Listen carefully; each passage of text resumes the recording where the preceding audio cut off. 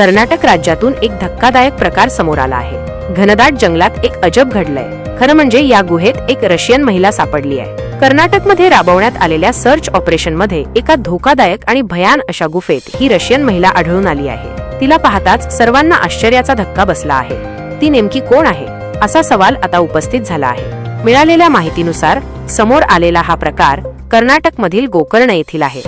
या भागातील रामतीर्थ नावाच्या डोंगरावर एक दुर्गम अशी गुहा आहे।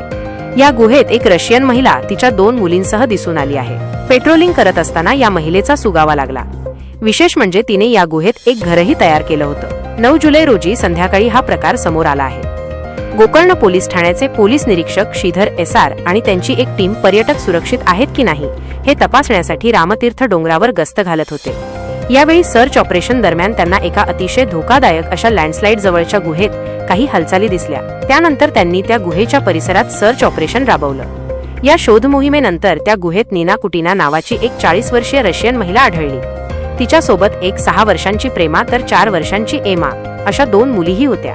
तिला ताब्यात घेतल्यानंतर पोलिसांनी तिची चौकशी केली। तिच्या चौकशीतून अनेक धक्कादायक खुलासे झाले आहेत। ती आध्यात्मिक एकांताच्या शोधात गोव्यातून गोकर्ण येथे आली होती। ध्यानधारणेत रममाण होण्यासाठी ती शहरापासून दूर गुहेत राहत होती। ही महिला ज्या ठिकाणी राहत होती त्या भागात 2024 साली भूस्खलन झाले होते।